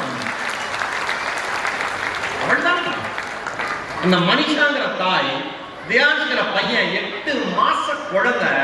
அந்த பையனை காப்பாற்ற என்ன பண்ணது, அந்த அம்மா மார்போடு அவன் அணைச்சுக்கிட்டு தைரியத்தை வரவழைச்சுக்கிட்டு அந்த தீ பிளவுக்குள்ள ஓடி வெளியில போயவன் போகுது. அந்த அம்மா 25% தீக்காய கூட வெளியில போகுது. அந்த குழந்தை 8 மாசம் குழந்தை, பிஞ்சு மண்ணுல 36% தீக்காய கூட அந்த குழந்தை வருது. ஐசியூல அட்மிட் பண்றாங்க. அவசரமாக சிகிச்சையை மேற்கொள்கிறார்கள். அந்த குழந்தையினுடைய காயம் ஆறுவதற்கு நேரம் ஆகுது. ஏன்னா குழந்தை சின்ன குழந்தை, பிஞ்சு குழந்தை. அப்ப மருத்துவர்கள் சொல்றாங்க, இந்த குழந்தையினுடைய காயம் ஆறணும் அப்படின்னா யாராவது ஒருத்தங்க தோல் தானம் செய்யணும். அப்பதான் அந்த குழந்தையினுடைய தீக்காயம் ஆறுன்னு சொல்றாங்க. உடனே அந்த அம்மா சொல்றாங்க, என் குழந்தையினுடைய உடல் நன்றாக இருப்பதற்கு என் உடலையே எடுத்துக் கொள்ளுங்கள், நான் தோல் தானம் செய்வதற்கு தயாராக இருக்கிறேன்னு அந்த தாய் சொல்றாங்க. அந்த மருத்துவமனையில் இருக்கிற தலைமை மருத்துவர்கள் தான் அந்த தாயினுடைய அந்த எண்ணத்தை நினைத்து, தைரியத்தை நினைத்து வியந்து போகிறார்கள். அன்னையில் தீக்காயம் பட்ட அந்த சகோதரியினுடைய புகைப்படமும், அந்த 8 மாத சிகிச்சை முடிந்த அந்த 8 மாத குழந்தையுடைய புகைப்படமும், அருகிலேயே அவர் கணவர் சிரித்துக் கொண்டிருக்கிற புகைப்படமும் வெளியானது. எல்லோரும் அந்த புகைப்படத்தை கண்ணீர் பார்த்தார்கள், நிகழ்ச்சி அடைந்தார்கள், கொண்டாடினார்கள். ஒரு ஆண் மகனாக என்னால் உணர முடிந்தது, அந்த புகைப்படத்தில் ஒரு ஆண் சிரிப்பதற்கு ஒரு பெண்ணினுடைய தைரியம் மட்டும்தான் காரணம் என்பதை உணர்ந்தார். இவ்வளவுதான் அன்பு, இவ்வளவுதான் அன்பு. ஒரு கனமான நம்ம வரலாம், பேசலாம், பேசுறப்ப நம்ம நகைச்சுவையா பேசலாம், நீங்க சிரிச்சுட்டே இருப்பீங்க. ஆனா போன தடவை நாகப்பட்டினம் புக் ஃபேர்ல யுகபாரதியனோட கவிதைகளை ஒன்னொன்னா சொல்றப்ப நீங்க கை கட்டின விதமும் கொண்டாடின விதமும் எனக்கு மெய் சிலிர்க்க வச்சது. நான் ஒண்ணு சொல்லவா, எவ்வளவு வேணா உங்களை சிரிக்க வைக்கலாம், ஆனா நிகழ்ச்சி முடிஞ்சு வீட்டுக்கு போறப்ப ஏதாவது 2 விஷயத்தை ஈரோடு மகேஷ் சொன்னாரு அப்படின்னு உங்க இதயத்துல சுமந்து போனீங்கன்னா அதுதான் என்னுடைய பேச்சுக்கு கிடைத்த மாபெரும் வெற்றியாக நான் நினைக்கிறேன். உண்மையா இல்லையா? அன்புதான் எல்லாமே இந்த உலகத்துல. வேற என்ன சாதிக்க போறோம் சார்? நான் ஒரு ஆச்சரியப்படுற விஷயமா இருக்கு சார். தேனியில புத்தக திருவிழாக்கு நான் போயிருக்கேன். ஒரு டீ கடையில டீ குடிக்கிறேன். ஒரு ஆட்டோ டிரைவராக நம்ம இருந்தேன். ஓடி வந்து மகேஷ் என்ன, ஆமா என்ன, ஆனா உங்களை பாப்பேன் நினைச்சே பார்க்கணும், எனக்கு ரொம்ப பிடிக்கும் உங்களை பாருங்க, இன்னைக்கு கூட உங்க பேச்சதான் ஸ்டேட்டஸா வச்சிருக்கேன் அப்படின்னு காமிச்சாரு. எனக்கு ரொம்ப சந்தோஷம். நான் அனுப்பிருந்தேன். டீ சாப்பிட்டு ஒரு பன் சாப்பிட்டேன், ஒரு கேக் சாப்பிட்டாங்க. நான் தான் பே பண்ணுவேன் தலையிட்டு இருந்தார். நான் சொன்னேன், ஆனா நான் நல்லா சம்பாதிக்கிறேன், நான் உங்களுக்கு சேர்த்து பணம் கொடுத்துறேன். அவர் சொன்னாரு, சம்பாதிப்பதில் இல்லை அன்பு, பகிர்வதில் தான் அன்பு இருக்கிறது என்று சொன்னார். எளிய மக்கள்கிட்ட பார்க்கிற அன்பு மாதிரி உலகத்துல எதுவுமே கிடையாதுங்க. நான் ஒன்னே ஒன்று சொல்றேன், இன்னைக்கு ஒரு முடிவு பண்ணுங்க. இந்த நாகை 4ஆம் புத்தக திருவிழாவில் இன்னைக்கு அன்பென்று கொட்டுமுறை நான் பேசிட்டு இருக்கேன். இந்த நேரத்துல கேட்டுக்கொண்டிருக்கிற அத்தனை பேரும் இங்க அரங்கத்திலிருந்து வெளியிலையும் நின்றுட்டு ஒரு 2000-3000 பேரும் ஒரு விஷயத்தை முடிவு பண்ணுங்க. உங்களால் வாழ்க்கையில் மறக்கவே முடியாத துரோகத்தை உங்களுக்கு நெருங்கியவர் செய்திருந்தாலும் கூட, உங்கள் நண்பர்கள் ஏற்படுத்தி இருந்தாலும் கூட, குடும்பத்திற்குள் தீராத குழப்பத்தை ஒரு மனிதன் செய்திருந்தாலும் கூட, இன்னா செய்தாரே ஒருத்தல் அவர் நான. இன்னொன்னு சொல்லவா, இந்த உலகத்திலே துரோகிக்கு தரக்கூடிய மிகப்பெரிய தண்டனை எது தெரியுமா? இந்த உலகத்திலே துரோகிகளுக்கு தரக்கூடிய மிகப்பெரிய தண்டனை எது தெரியுமா? சிரித்த முகத்தோடு அவர்களை பார்ப்பதும் வரவேற்பதும் தான் அவர்களுக்கு நாம் தரக்கூடிய மிகப்பெரிய தண்டனை. மற்றபடி நீ எனக்கு அப்படி பண்ணிட்ட, நான் உன்னை இது பண்ணிடுவேன், வெட்டிடுவேன், குத்திடுவேன். இப்ப அறிவால் கலாச்சாரம் எவ்வளவு ஈஸியா போச்சு. ஏங்க, ஒரு அறிவான பட்டத்தீட்டுறதுக்கு கூர்மைப்படுத்துறதுக்கு சார் ஒரு சாணம் பிடிப்பாங்கல்ல கல்லுல, கரெக்டா? ஆனா இந்த சாதிங்கிற அறிவாளுக்கு சாணை பிடிக்கிறதுக்கு கல்லு தேவையில்லை, மழுங்கி போன மனுஷனோட மூலமும். இதெல்லாம் எந்த ஏஐ டெக்னாலஜி வந்துருச்சு. மனித வரலாற்றில் அடுத்த கட்ட பாய்ச்சல்ங்கிறான் ஏஐ டெக்னாலஜி, ஆர்டிபிஷியல் இன்டெலிஜென்ஸ். நான் சொல்றேன், இவன் ஹியூமன் இன்டெலிஜென்ஸோடயே இல்ல, இவனுக்கு ஆர்டிபிஷியல் இன்டெலிஜென்ஸ் என்ன யூஸ்? கரெக்டா? அடிப்படை அறிவுல ஆசிரியமே கிடையாது. அவ்வளவு கோபமா இருக்கு நடக்கிற விஷயங்களை. நான் ஒண்ணு சொல்லவா, நீ தாழ்ந்தவன், உன் குலம் தாழ்ந்தது, உன் இனம் தாழ்ந்தது, நீ என்னோடு பயணிக்க தகுதி இல்லாதவன், என் குடும்பத்தோடு சேர்வதற்கு தகுதி இல்லாதவன் என்று ஒருவன் அடுத்தவனை பார்த்து கைகளை ஓங்கினாலே அவன் வாழ்க்கை அவனே தற்கொலை செய்து கொண்டதற்கு சமம் என்பதை என்றைக்கு இந்த மனித குலம் உணர்கிறதோ அன்னைக்குதான் இங்க மனிதன் கிடைக்கும். அதெல்லாம் வச்சுக்கிட்டு என்ன செய்யறது? சிரிப்பு, கோபம் வரும், சிரிப்பு வரும். எப்படா நீங்க எல்லாம் முன்னேற போறீங்க? அவ்வளவு ஆத்திரமா வருத்தமா. படிங்க படிங்க படிங்கன்னு முன்னோர்கள் அடிச்சுட்டு காரணம் என்ன? படிச்சாதானே தெரியும் இங்க எல்லாருமே ஒண்ணுன்னு, படிச்சாதானே தெரியும் எல்லாரும் போறது மண்ணுன்னு, படிச்சாதானே தெரியும் இங்க எல்லாருக்கும் ரத்தம் சகப்பண்ணு வரும்னு படிச்சாதான் தெரியும். இங்க எல்லாருக்கும் வியர்வை ஓர்க்கும்னு படிச்சாதான் தெரியும். கண்ணு இருந்து அழுகை வரும்னு படிச்சாதான் தெரியும். நீ நானும் உண்டான்னு படிச்சா மட்டும்தான் தெரியும். மனிதனாக பிறந்த எவனும் இந்த மண்ணிலே வாழ்வதற்கு தகுதியானவன் என்று படிக்கிறவன் தெரியும். அதுக்குதான் இவ்வளவு பெரிய புத்தக திருவிழா. அத்தனை ஆயிரம் புத்தகங்கள், அத்தனை ஆயிரம் எழுத்தாளர்கள் வாங்க வாங்கன்னு அழைக்கிறார். நம்ம சொல்லலாம் சார், ஒரு மனுஷனுடைய வாழ்க்கை அதிகபட்சம் 60 வயசோ 70 வயசோ 80 வயசோ சார். இந்த 80 ஆண்டுகால வாழ்க்கை ஒரே ஒரு வாழ்க்கையில நமக்கு கிடைக்கக்கூடிய அனுபவம் மட்டும்தான் நமக்கு சொந்தமா இருக்கும். இதே புத்தகத்தை படிச்சீங்கன்னு வச்சுங்க, Karl Marx, Mahatma Gandhi, Lenin, Nelson Mandela, Ambedkar, Periyar, Kirupananda Variyar, யாருடைய புத்தகங்களை படித்தாலும் அவர்கள் வாழ்ந்த முழு வாழ்க்கையினுடைய அனுபவத்தை அந்த எழுத்துக்கள் மூலமாக நாம் பெற்றுக்கொள்ளலாம். நீங்கள் ஒரு ஆயுளின் போதே 100 ஆயுள் வாழ்ந்த அனுபவத்தை பெறுவதற்கு உதவி செய்கிற ஒரே விஷயம் இந்த உலகத்தில் புத்தகங்களை தவிர எழுத்து கிடையாது. படிங்க, தயவு செஞ்சு படிங்க. குழந்தைகளோடு வந்த பெற்றோர்களை நான் மனம் நிறைய பாராட்டுகிறேன். குழந்தைகளோட வந்தவங்க கை தூக்குங்க, அப்படியே கை வச்சுக்கோங்க. கை தூக்காத அத்தனை பேர் சேர்ந்து கைகளை தூக்கியவர்களுக்கு ஒரு அரங்கம் நிறைந்த கைத்தட்டை கொடுங்க. கைகளை கொடுங்க. நம்ம குழந்தைக்கு ஒரு படத்துக்கு போறோம், நம்ம குழந்தைக்கு ஒரு பொருட்காட்சி போறோம், நம்ம குழந்தைக்கு சொந்தக்கார வீட்டுக்கு போறோம், நம்ம குழந்தைக்கு திருமணத்துக்கு போறோம். நல்லது. ஆனால் உங்கள் குழந்தையை தொடர்ந்து புத்தக திருவிழாவிற்கு அழைத்து வருவதன் மூலமாக முதல் திருவிழாவில் சலிப்போடு வரும். நல்லா புரிஞ்சுங்க. குழந்தைகளை நீங்கள் அழைத்து வருகிற பொழுது முதல் புத்தக திருவிழாவிற்கு உங்கள் குழந்தைகள் சலிப்போடு வரும். அடுத்த புத்தக திருவிழாவிற்கு சிறிது அலுப்போடு வரும். அடுத்த புத்தக திருவிழாவிற்கு மெல்ல மெல்ல புத்தகங்களை பார்க்க துவங்கும், படிக்க துவங்கும். அடுத்த புத்தக திருவிழாவிற்கு உங்களை அவர்கள் அழைத்து வருகிற சூழலுக்கு உங்கள் வீடு தொடர்ச்சியா. நாமக்கல் மாவட்டத்தில் புக் ஃபேர் நடக்குது, புத்தக திருவிழா நடக்குது, 11 நாட்கள் நிகழ்வு. ஏதாவது ஒரு நாள் போனா போதும் நினைக்காது. பணம் ஒரு நாள் வந்தா போதும் நான் நினைக்கிறோம். தினமும் வந்தாலும் இனிக்கிறோம்ல, கரெக்டா? அறிவு தினமும் வந்தா வரவேற்கணும். எந்த மனிதன் அறிவை வரவேற்க தயாராக இருக்கிறானோ அந்த மனிதன் தான் வாழ்க்கையை கொண்டாடுவதற்கும் தயாராக இருக்கிறான். நம்புங்க. 11 நாட்கள்ல என்றென்றைக்கெல்லாம் உங்களுக்கு நேரம் இருக்கோ அத்தனை நாளும் வாங்க, புத்தகத்தை பாருங்க. பேசுற பேச்சாளர்கள், எழுத்தாளர்கள், சிந்தனைவாதிகள், இலக்கியவாதிகளுடைய பேச்ச கேளுங்க, பகிர்ந்துக்கோங்க. சார், இந்த வாழ்க்கை ரொம்ப ரொம்ப சிம்பிளான ஒரு வாழ்க்கை. இதை ரொம்ப ரொம்ப ரொம்ப காம்ப்ளிகேட் பண்ணிக்கிறவங்க பேர் தான் மனுஷன். அதுதான் எனக்கு ஒரு கவிதை, என்னோட ஓவன் சங்கரோட கவிதை. இப்ப நிறைய பேர் இந்த அனாதை இல்லங்களுக்கு போய் ஒரு நாள் சாப்பாடு போட்டு அது ஒரு வருஷம் ஃபுல்லா சொல்லுவாங்க. என்னோட எல்லா பர்த்டேக்கும் நான் அங்கதான் ஃபுட்டு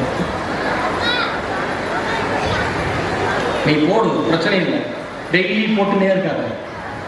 புரியுதா? கோமன் சங்கர் சொன்னாரு, அனாதை இல்லங்களில் அனாதை குழந்தைகள். இந்த கவிதை படிச்சதுக்கு அப்புறம் அவ்வளோ மன அழுத்தமா இருக்கு. நான் இறை நம்பிக்கை உடையவன் தான். ஆனால் இந்த கவிதை அவ்வளவு மன அழுத்தத்தையும் நிறைய சிந்தனைகளையும் கொண்டு வந்தது. ஒரு எழுத்து அந்த மேஜிக்கை தான், அந்த தந்திரத்தை, அந்த மாயத்தை தான் பண்ணுவோம் நம்ம மனசுக்குள்ள. அனாதை இல்லங்களில் அனாதை குழந்தைகள் பிரார்த்தனைகளில் ஈடுபடுவதை புரிந்து கொள்ள முடிவதில்லை. அனாதை இல்லங்களில் அனாதை குழந்தைகள் பிரார்த்தனைகளில் ஈடுபடுவதை புரிந்து கொள்ள முடிவதில்லை. அவர்கள் எந்த கடவுளிடம் வேண்டிக் கொள்வார்கள்? அவர்கள் எந்த கடவுளிடம் வேண்டிக் கொள்கிறார்கள்? அவர்களை அனாதையாக்கிவிட்ட கடவுளிடமா, அவர்களை அனாதையாக்கிவிட்ட கடவுளிடமா என்று அந்த கவிதை நிறைவடைகிறது. எப்படி யோசிச்சாங்க ஒரு மனுஷன். எழுத்தாளர் தானே இப்படி முன்வைப்பான் கருத்துக்களை. டேய், நீங்க இப்படி இருக்கீங்களே, இப்படி இருக்கடா, நீ இப்படி யோசிடா அப்படின்னு சொல்ற அந்த தகுதி எழுத்தாளர்களுக்கு மட்டுமே இருக்கிற மாபெரும் விஷயம். நான் இங்க நிறைய பெண்கள் இருக்கிறதுனால சொல்றேன், இங்க இருக்கிற ஆண்கள் அத்தனை பேருக்கு சொல்றேன். அன்பென்று ஒட்டுமுறை செய்யற நான் சொன்ன மாதிரி இப்ப இந்த காசால போர் நடக்குது. நான் அண்மையில ஆஸ்திரேலியா சிட்னிக்கு ஒரு நிகழ்ச்சி போயிருக்கேன். அங்க இலங்கை தமிழர் ஒரு சகோதரர் சந்திச்சேன். அவர் சொன்னாரு, சார் காசால போர் நடக்குது, எனக்கு ரொம்ப கஷ்டமா இருக்கு அப்படின்னு ஒரு வார்த்தை நிறுத்திட்டு ஒரு நிமிஷம் ஒரு 30 செகண்ட் ஒரு மௌனத்துக்கு அப்புறம் அவர் சொன்னாரு, உலகத்தில் எந்த இடத்திலும் போர் நிகழவே கூடாது, நான் ஈழ மண்ணிலிருந்து வந்தவன், போரினுடைய துயரம் எங்களுக்கு தெரியும் என்று சொன்னார். அவர் சொல்லி முடிக்கிறாரு, அன்றைய இரவு ஒரு காணொளி எனக்கு வாட்ஸ்அப் மூலமா பகிரப்படுது. காசால கோதுமை மாவு கிடைச்சத ஒரு குடும்பம் எப்படி செலிப்ரேட் பண்ணுச்சு, யூடியூப்ல போய் பாருங்க. காசா கோதுமை மாவு குடும்ப மகிழ்ச்சி சும்மா தப்பா அடிச்சு பாருங்க. நீங்க எவ்வளவு தப்பா அடிச்சாலும் யூடியூப் கரெக்டா சொல்லிடும், கூகுள் கரெக்டா சொல்லிடும்.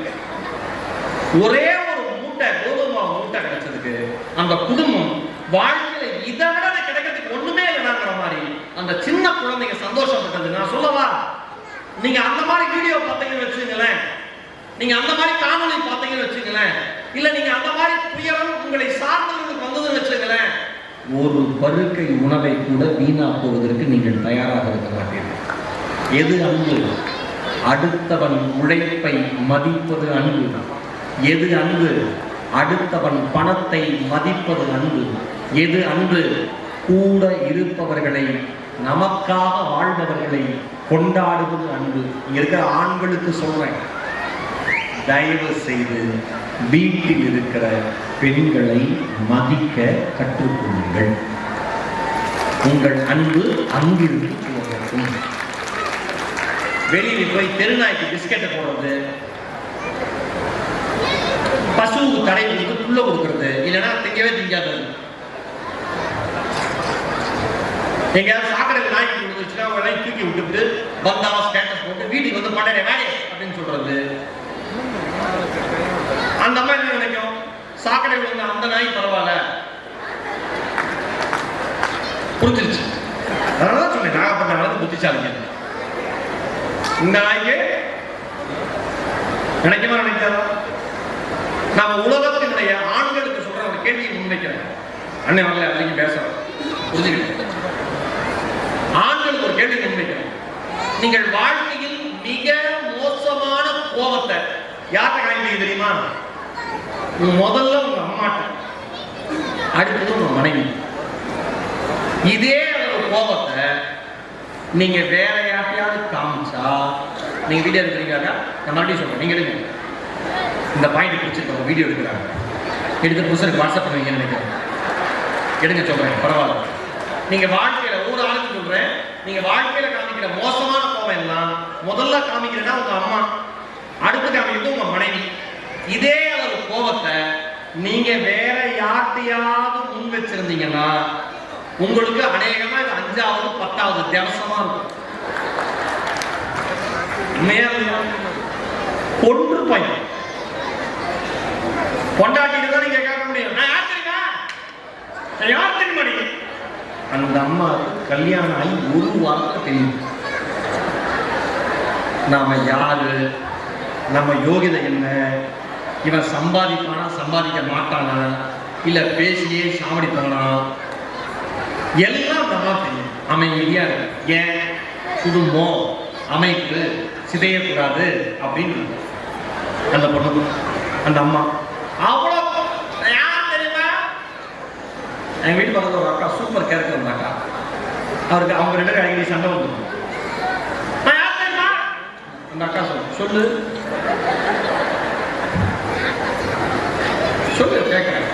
அவர் என்ன சொல்லுங்கிற, நீ என்ன சொல்றன்னு சொல்லு. என்ன நக்கலா சொல்றதுக்கு ஒண்ணும் இல்லை. அப்ப என்ன பண்ணும், நம்ம பர்ஸை மூடிட்டு அமைதியா இருக்கணும். புரியுதா? நான் அதான் சொல்றேன், நீங்கள் உலகத்தில் காண்பிக்கிற அன்பு ஒரு மாதிரியாகவும் நீங்கள் வீட்டில் காண்பிக்கிற அன்பு ஒரு மாதிரியாக இருந்தால் நீங்கள் பொய்யானவர்கள் என்பதை முதலில் நீங்கள் நம்புங்கள். அடுத்தவங்க நம்ம வேண்டாம். நம்மகிட்ட எங்கேயோ பிரச்சனை இருக்கு, நாம நம்மளை சரி பண்ணிக்கணும் நீங்க நினைங்க. சண்டை போடாது.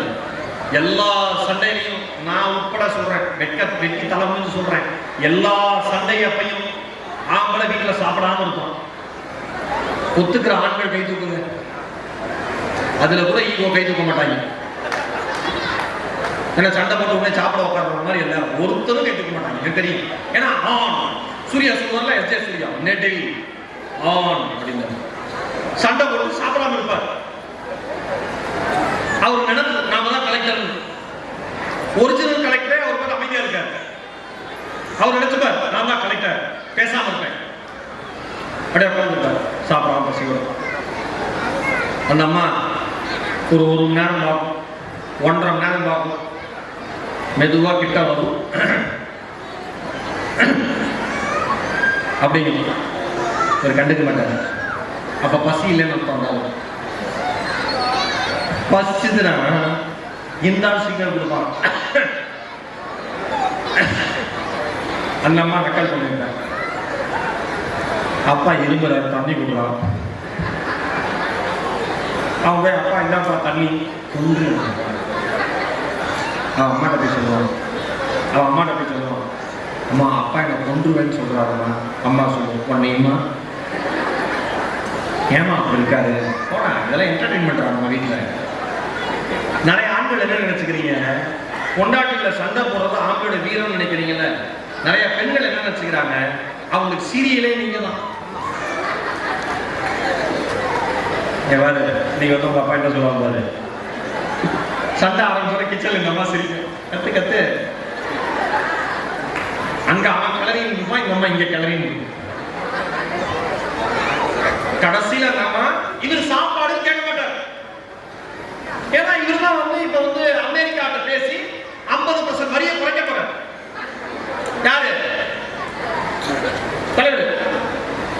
எது தலைவர்? அந்த அம்மா வரும், சாப்பிடுறீங்களா? இப்ப பசி வந்துருச்சு, இருந்தால் சாப்பிடுறீங்களான்னு கேட்டேன்.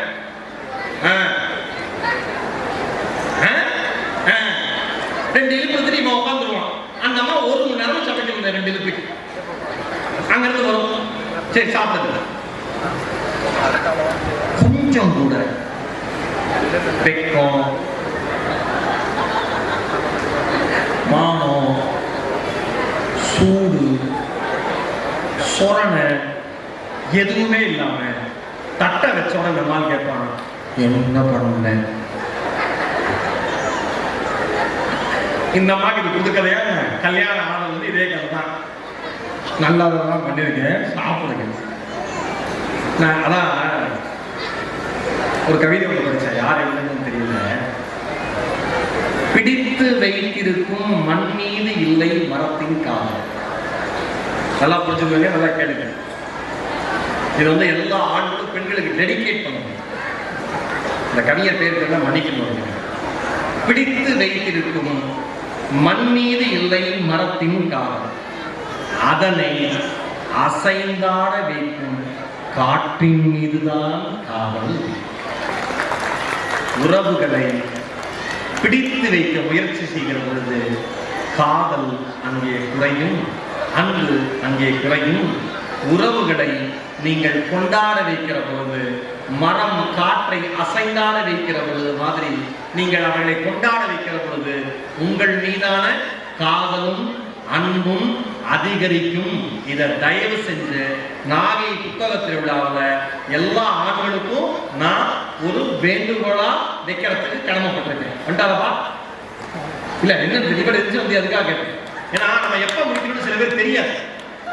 அன்னைக்கு ஒருத்தர் சொன்னாரு, சார் எப்ப சார் முடிக்கணும்னு கேட்டேன். என்ன நிகழ்ச்சி கூப்பிட்டு அவர் சொன்னாரு, நான் மண்டே தெரியும் சார் அப்ப முடிச்சிருங்க. ஆஹா செமையான ஐடியாவா இருக்கேன் அப்படின்ட்டு நான் பாட்டு பேச ஆரம்பிக்கிறேன். அனைவருக்கும் வணக்கம். அவரு நான் சொன்னேன், அதுக்குள்ளேயே இல்ல உண்மையா சொரிஞ்சது சார், அந்த மாதிரியே இருந்துச்சு. இன்னொரு முக்கியமான விஷயம் சொல்றேன். நம்ம நாகப்பட்டினம் புத்தக திருவிழாவுக்கு ஒரு ப்ரமோ வீடியோ பண்ணியிருந்தாங்கல்ல, அது எத்தனை பேர் பார்த்தீங்க? கை தூக்குங்க. சரி, குழந்தைகள் பார்த்தது எத்தனை பேர்? பாப்பா நீ பார்த்த இடத்தானோ? நீ பார்த்துருக்க அதிக வாய்ப்பு, நீ பார்த்தே தான் நேரம். அந்த மாதிரி பின்னால் இருக்கிற ஒரு குழந்தை, பாப்பா நீ வாடா வாடா வேலைக்கு வேலைக்கு வா, அந்த கம்பிக்குள்ளே கொண்டு வா, அவ்வளவுதான் உடம்பு. என்ன மாதிரி நீ வா, உனக்கா ஜெயில் கம்பி பெருசா வச்சா எத்தனை வருடம் நீ தப்பு பண்ணுவான். மேல வா, ஒரு மைக் கொடுங்க. மகேந்திரன் பாப்பாட்ட ஒரு மைக் கொடுத்து மேடைக்கு வா, சீக்கிரம் வா, வாங்கிட்டு வா, அண்ணன் வாங்கிட்டு வா. உங்க பேர் சொல்லு. மோதா ரெண்டு சேர போவா. J J Kavya. புத்தகத்தில் உள்ள பார்த்தீங்கன்னா அந்த ப்ரோமோ வீடியோ பார்த்தீங்களா?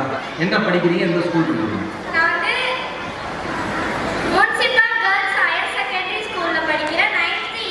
Very good, super. அந்த நாகப்பட்டினம் புக் ஃபேர்ல ப்ரோமோ வீடியோ பத்தி சொல்லு. ஒரு பொண்ணு வந்து அந்த வீடியோல கடற்கரையில போயிட்டு இருப்பா. அவ வந்து முத்தை தேடி போற அப்படின்னு அவங்க அம்மாட்ட சொல்லிட்டு போவாங்க. அப்ப வந்து அவங்க அம்மா வந்து கூப்பிடுவாங்க, எங்க போற அப்படின்னு. அவங்க அம்மா வந்து சரின்னு விட்டுருவாங்க. அந்த பொண்ணு போகும்போது ஒரு சொல்றது ஏன் பயப்படுற? இவ்வளவு நேரம் வந்து பேசிட்டு நடுவில் பயம்.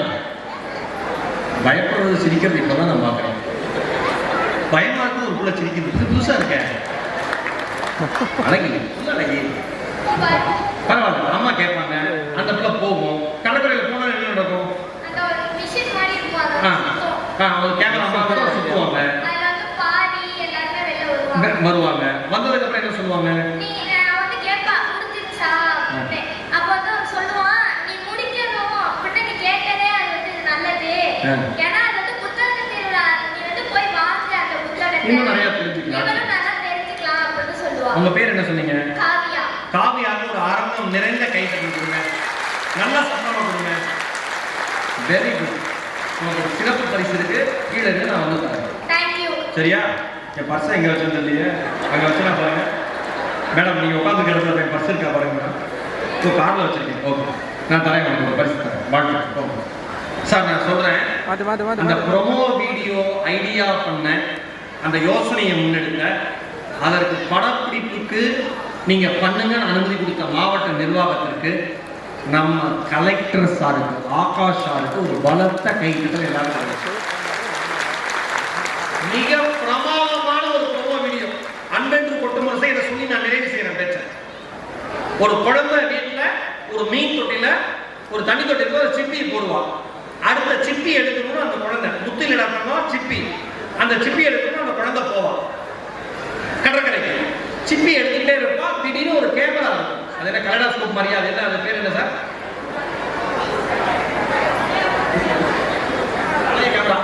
பழைய கேமரா மாதிரி சுத்த சுத்த அதுல ஒண்ணுன்னா வரும். அதுல அது பார்த்து ஆச்சரியமாயி அந்த கேமரா கிட்ட போய் அந்த குழந்தை சுத்தம். டப்புனு கண்ணகியோட உருவம் ஓடும். கண்ணகி பேசுவாங்க. ஒரு நிமிஷம் அப்படி தகச்சு போயிட்டு மறுபடியும் கிட்ட போய் சுத்துவாங்க. அடுத்து அமைதியான ஒரு உருவம் அக்ஷய பாத்திரம் ஏந்தி வரும். அப்படியே பார்ப்பாங்க. டக்குனு நிமிர்ந்து பார்த்தா எழுந்த மாதிரி கண்ணகி, அக்ஷய பாத்திரத்தை கையில் ஏந்திய மணிமேகலை, திருவள்ளுவர், பூங்குழலி, அப்புறம் இன்னொரு கேரக்டர் நீலன். நீலன் மறக்க முடியுமா? நீலன் 5 பேர் இருப்பாங்க. நீங்களாமா அப்படின்னு அவங்க சொல்லுவாங்க, இன்னும் இந்த மண்ணில் எவ்வளவோ நடந்திருக்கிறது, படித்தால் நீ தெரிந்து கொள்ளலாம். அப்படியா அந்த குழந்தை கேட்கும். ஆமா, நாகப்பட்டினம் புத்தக திருவிழாவுக்கு வான்னு சொல்லிட்டு அந்த 5 வரலாற்று நாயகர்களும் நகர்வார்கள். அவர்கள் நகர்கிற பொழுது கேமராவா இருந்தது புத்தகங்களா மாறும். புத்தகத்தை யாரெல்லாம் படிக்கிறார்களோ அவர்கள்தான் மண்ணை படித்தவர்கள், மனிதனை படித்தவர்கள் என்று அந்த காணொளி நிறைவு பெறும். இறுதியில நாகப்பட்டினம் 4ஆம் ஆண்டு புத்தக திருவிழா வரும். என் இதயத்தினுடைய ஆழத்திலிருந்து, நான் நேசித்த தமிழில் இருந்து, இதயத்திலிருந்து சொற்களை எடுத்து சொல்லுகிறேன். இதைவிட ஒரு சிறந்த காணொளியை குழந்தைகளுக்கு கொண்டு போய் யாராலும் சேர்க்க முடியாது. அதை நாகப்பட்டினம் மாவட்ட நிர்வாகம் சாதித்திருக்கிறது. அவர்களுக்கு என் மனம் நிறைந்த வாழ்த்துக்கள். முதல் முறையாக காவல்துறையை சார்ந்த அதிகாரிகள் எல்லாம் சிரித்தபடி பேச்சை கேட்பது என் இதயத்தை இன்னும் ஈரமாக்குகிறது. எவ்வளோ ஸ்ட்ரெஸ்ஃபுல் ஜாப் தெரியுமா? சம்பந்தமே இல்லாம 1000 பேர் கேள்வி கேட்பான். நம்மளுக்கெல்லாம் வாழ்க்கையில் ஒரு பிரச்சனை வந்தா செலுப்பா இருக்கு. பிரச்சனை தான் உங்களுக்கு வாழ்க்கையே.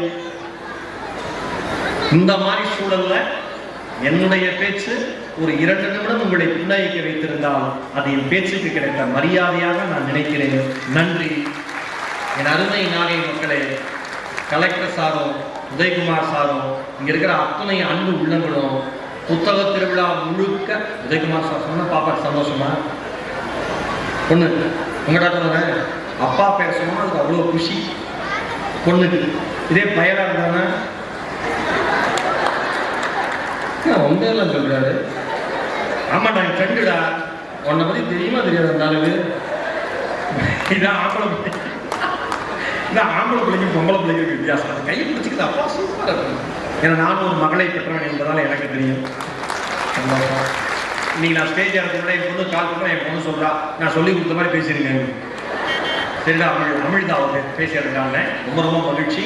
வாழ்த்துக்கு ஒரு முறை, வாழ்த்துக்கு இனி வருகிற தலைமுறை நம் பிறப்பு சரித்திரமானாலும் இறப்பு சரித்திரமாக இருக்கட்டும். நாளைய வரலாறு நம் பெயர் பேசட்டும். அன்பை விதைப்போம், அன்பை பெறுவோம். அன்பென்று